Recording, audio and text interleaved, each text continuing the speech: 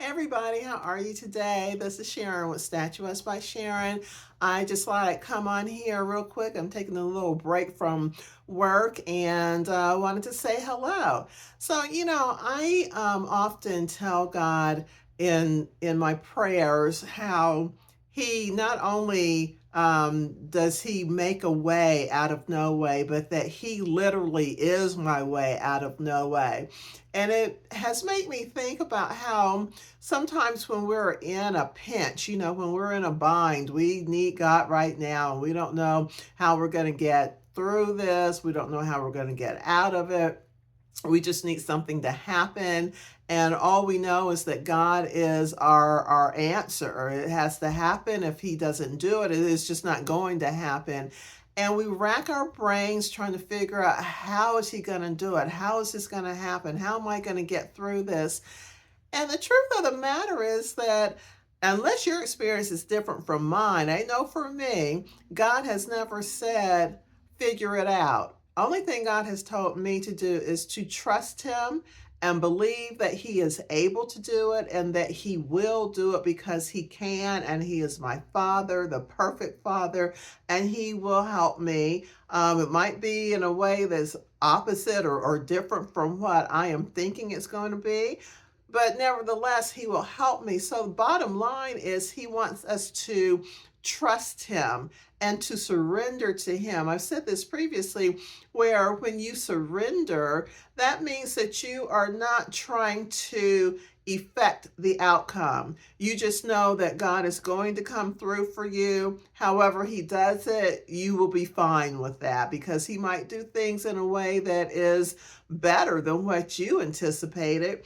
But He's never said, figure it out. He's never said, well, listen, I want you to go work out a plan and figure out how I'm going to do it. And once you have it all worked out, bring that to me. And if you have it right, then I'll grant what you want. I will manifest the answer to your prayers. He's never said that. He just wants us to trust Him. And the truth of the matter is, those of us who have had miracles, who have received blessings from God, we all know that when it happens, it's like, oh, wow, I never would have thought of that. I never would have figured that out at all. I wouldn't have thought that things would happen for me like that.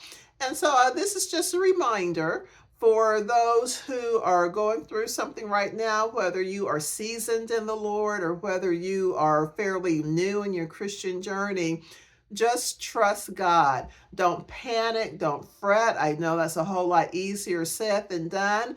But the thing about it is, I know what it's like to have to fight worry and to fight not to panic, and just fight not to fret and be agitated, and just make yourself be still and just trust the Lord. But that's what it requires. And as difficult as it is, that difficulty is going to work in your favor. It's going to work in your advantage, because God is strengthening you through the holding on. Because if you work out at a gym, you're not going to build any strength. You're not going to build muscle without having some resistance. You don't get on the equipment and put it at zero and expect something to change, right? You do some measure of resistance in terms of the weights on the equipment, so that you can build muscle over time. And that's what these situations that we go through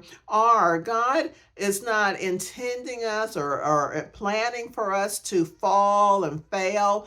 He is intending for us and means for us to succeed. But we might not succeed on the first try. And so you get up, dust yourself off, and do it again, because all of that is making you stronger. See, God is not like man. If you fall, you mess up, you don't quite get it right. Man, especially if it's someone who's insecure within themselves, they will berate you and try to make you feel awful because you made a mistake, or you didn't quite make it, you didn't do things right, you didn't quite succeed, and they will just try to make you feel terrible. But God says, get up and do it again. Now, that's not saying that He's okay with you just, oh, you messed up again, you missed it again. but he's not going to berate you, especially if you're willing to just try it again and endeavor that, okay, you've learned from the mistakes you've made before. So you know not to do that once you get to this juncture, and you know not to do that when you get to that juncture. Okay, you're going to get it this time. All right, so just keep trying, because that's what this journey is about, just putting one foot in front of the other. So whatever is going on, don't spend your time trying to figure out, how is God going to take care of me? How is he going to do this? Just trust him and know that he will do it, because he is your perfect Father. So I wanted to share something with you. I think I've shared this on a previous video a while ago. But in terms of how is God going to help me? How's he going to work things out? I just wanted to encourage someone with this. How years and years ago, this is probably about almost 30 years ago now, I was quite young in my Christian journey. And I needed money. I mean, I needed money bad. I had like no money at all. And I was living with an uncle. I had moved out to Central Ohio to take care of my uncles, my dad's only living sibling. And he passed away. And so I ended up staying out there, and I was living in his house until I, found my own place. And he used to collect pennies all the time. Like whenever he would go someplace, if he saw a penny on the ground, he would, collect it and just hold on to it. And I mean, there were pennies everywhere. There were pennies in ashtrays, in dishes, like little bowls and jars, in bags, and just, I mean, everywhere. And so I was in a pickle. I needed money quick, I had done my taxes. Matter of fact, I waited until the last moment to do my taxes to send them in, because it said that I owed, a certain amount of money, and I had never owed taxes before. And I couldn't figure out, well, wait a minute, what's going on? I did them over and over and over again. And it was the EZ form. So it wasn't like a lot of places where I could have made a mistake. And it kept coming out the same number. It was like about 600, I think it was like $600. Well, for me back then, especially having no money, it didn't matter if it was $600. It didn't matter if it was $6,000. I didn't have it. That was a problem. So I waited until the very last moment to send in my tax form, because I didn't have the money to pay them $600. And I was praying over it, and the Lord said, write them and ask them if you can make installments in $30 increments. And so I attached a letter, and, for good faith, I attached a check for $30. I think that's all the money that I had to my name, and was hoping that they would, say, yeah. But in the meantime, I'm thinking, how in the world am I going to have $30 on a regular basis? Because, I didn't have a full-time job. I was temping, and, temping was not always, I didn't have a regular scheduled assignment to go to. So sometimes it was here for a couple of days and then there for a day. And, it was not consistent. So even for $30, I was concerned with how am I going to do this? But I had to trust God. I didn't know how it was going to happen. I just trusted God, because I knew if I thought about it too much, I was going to panic, and this was not going to work out for me. And what good is that, right? So the Lord told me, count those pennies. And, I thought, no, I don't want to count the pennies. So, I think I was watching TV or something. And God said, count those pennies. And I thought, oh, no, I don't want to count those pennies, because for some reason it was irritating to me to see all these pennies all over the house. I mean, they were everywhere, y'all. So I didn't do it. And third time, God said, count those pennies. So I finally got up and started looking for the pennies everywhere to count them. Now, in part, it was because I knew, this third time, I know that's God talking. I didn't want to suffer any kind of repercussion for not doing what he said to do. But also, I just got up and started counting the pennies just so God would leave me alone about it, right? Because I really didn't want to be bothered with all these pennies everywhere. So I ended up sitting down and counting all these pennies. My uncle had like those penny wrappers. He had those all over the place. So I gathered a bunch of those I could find and counted up these pennies. And it came to like $33.50, I think. So I was trying to figure out how was I going to deposit these pennies because, into the bank because I felt a little embarrassed. Like, I have this whole clump of, pennies and I'm depositing them into the bank. And I don't know why. I just felt embarrassed, maybe because I was in such a financial struggle. Well, one thing leads to another, and the Lord shows me to give these away. And I remember thinking, well, Lord, wait a minute. Now, I spent all this time counting up these pennies I didn't want to do, and it's come to $33.50. I can do something with that. What do you mean, give it away? And the Lord said to me, well, that's not going to take care of even one of your bills, is it? Because I forgot to tell y'all that I had all my utility bills were due that Friday. I mean, like past due, like, okay, we've given you several chances, and now if we don't have the money by Friday, that's it. So that meant my water bill, my gas bill, electric bill, and my phone bill. This is back in the days when we had those landlines. And so I was not going to have any communication. I wasn't going to be able to do anything. So the Lord said, well, this $33.50 is not enough to cover even one of your bills, is it? So I thought, yeah, I guess it's not.